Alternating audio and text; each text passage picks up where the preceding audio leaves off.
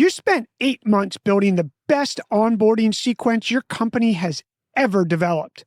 Personalized emails, a dedicated onboarding call, a slick how-to tour, the whole thing.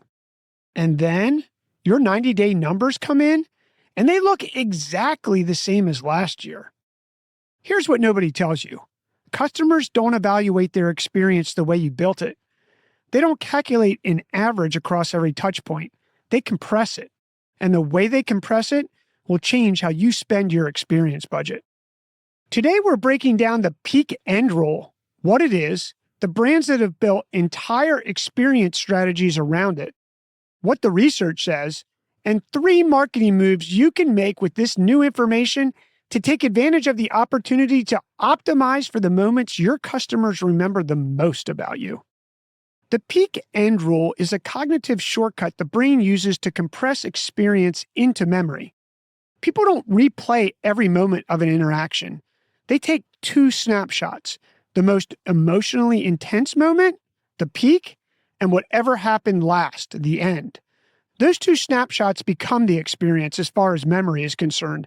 Everything in between is largely averaged away. And this isn't irrational. It's efficient. The human brain processes roughly 11 million bits of information per second. Conscious recall can handle about 50. Something has to get compressed. What the brain learned over tens of thousands of years is that intensity signals importance, and the endings signal what's coming next. So it keeps those, and the rest it lets go. The implication for marketing is significant. A customer's loyalty, their willingness to come back, their NPS score they give you, the story they tell at dinner about your brand, none of that is built on the average quality of their experience. It's built from the peak and the last thing they felt. Disney is the most cited example in the world for a reason. Disney's parks are designed around moments of peak delight. The fireworks at midnight, the character encounter your kid didn't expect, the parade that stops traffic. But what you might not know if you haven't studied their exit flow is that Disney is equally obsessive about the end. Cast members are stationed near park exits specifically to wave goodbye. Employees walk guests to their cars. The last moment is choreographed as carefully as the first. To put this into perspective, Disney's parks consistently rank among the highest in guest satisfaction, despite also ranking the highest in price, the longest wait times, and logistical friction. Their net promoter scores routinely outperform theme park industry benchmarks. They have built a business that customers describe as magical, despite conditions that, on paper, should frustrate anyone. They win on peak and end, and they know it. Apple's unboxing experience is another example. The packaging is obsessive in quality, but the most important design decision isn't the box itself. It's the resistance. Apple engineered the specific amount of friction it takes to slide the lid off an iPhone box, that slow, deliberate reveal, to create a moment of anticipation before the product appears. That's the peak, not the phone, the opening. The product you hold afterwards confirms it. The ritual is the marketing. And then there's Chewy, the pet supply company. Their offboarding experience is studied in business schools for a reason. When a customer cancels, particularly when they cancel because their pet has died, Chewy does something unexpected. They send a handwritten condolence note, sometimes flowers, and they refund unopened food without being asked. The end of the customer relationship is handled as carefully as the start. The commercial result? Customers who cancel because of loss frequency return when they get a new pet. They come back specifically because of how the end felt. Here's a true story. We just got flowers from Chewy for one of our dogs that died over a year ago. My wife had something on auto order, and when she called to cancel, they sent flowers the next day. And my wife told all her friends, heck, I did, because that's pretty spectacular. And I hesitate to say customer service because it's customer care. And do you think that's going to be the first place my wife looks when she's shopping for our dogs? You bet you. So is the peak end effect real science, though? In 1993, Researchers at Princeton and the University of Toronto published a study on the peak end effect. Participants submerged their hand in 14 degrees Celsius water, about 57 degrees Fahrenheit, for 60 seconds. That was trial 1. Then they did another round where they submerged the other hand for 60 seconds at the same temperature, followed by an additional 30 seconds as the water warmed slightly to 15 degrees Celsius, or about 59 degrees Fahrenheit. That's still cold, but less so. Objectively, this is still chilly water. When offered a choice of which trial to repeat, though, a significant majority chose the longer one. Participants preferred colder for longer because the memory of the longer trial was less aversive. The ending was better. That's it. That's what drove the decision. The researchers concluded that people choose the longer trial because they like the memory of it better. The experience and the memory of the experience are two different things, and it's the memory that drives future behavior. That finding is very interesting, and a decade later, a research team at the University of Toronto ran a different study, but testing the same thing. They did a randomized controlled trial on 682 colonoscopy patients.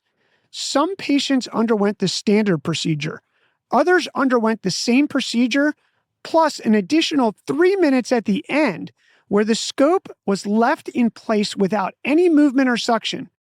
Objectively, that's more time, more total discomfort. But here's what happened. The extended group rated their overall experience as significantly less unpleasant. And importantly, they were substantially more likely to return for follow-up screening. Think about that from a business lens. The product, the actual colonoscopy, was identical for both groups. The only variable was the final 3 minutes. A deliberately gentler ending changed how patients remembered the entire experience and changed the decision to come back. In a marketing context, that's the difference between a one-time buyer and a repeat customer. Same product, different ending, completely different retention outcome. Now here's 3 tips to put the peak end rule to work for your product or service. Number 1, identify and amplify your peak moment. Every customer journey has a moment of highest emotional intensity. Your job is to find it and to make sure it delivers. Here's the wrong way. Distributing delight evenly across every touch point, hoping consistency adds up to something memorable. The right way? Mapping your journey, identifying the one moment with the highest emotional charge, and then over-investing there. For a SaaS product, that might be the moment a user sees their first meaningful result. Not the demo, not the sign-up confirmation. The first time the product does what it promised. That's your peak. Build towards that. Remove any obstacle in its path. Add a moment of celebration when it arrives, an email congratulating them on the sign-up, a team Slack alert that triggers when the milestone hits. This week, go find the moment in your journey where customers send their first unprompted positive signal. A reply to an onboarding email, a review, a share, a support ticket that says, "This is great." That's your peak. That's where memories get made. Start there. Your marketing move number 2, redesign your ending. The last thing a customer experiences in any interaction sets the memory for the whole thing. Most companies spend nothing on this. The wrong way? Ending a customer interaction with a support ticket close, a generic "thanks for the order" email, or nothing at all. The right way? Designing the final moment of every key interaction as deliberately as you designed the first one. For an e-commerce brand, the delivery confirmation email is often the last thing the customer experiences before the product arrives. Most brands send a logistics update.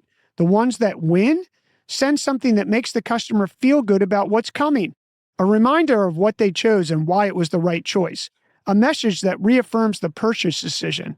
For a subscription brand, the final email in your welcome sequence is your designed ending, not a feature upsell. Think about a moment you can create that makes the customer feel like they made the right call. And this week, audit the last touch point in your 3 most important customer journeys. If it's forgettable, that's what they're remembering. And your 3rd marketing move? Use the end to lock in retention. When customers churn, cancel, return your product, and ask for a refund, that ending of the relationship becomes the memory they carry forward, and memories determine whether they come back. The wrong way? Treating offboarding as a cost center, automating cancellation flows to minimize friction for the company, and moving on. The right way? Designing your offboarding as a retention and reacquisition asset. The best cancellation flows do three things. They acknowledge the customer without guilt-tripping them, they make it easy to pause instead of cancel, and they offer a 60-day hold rather than a permanent exit.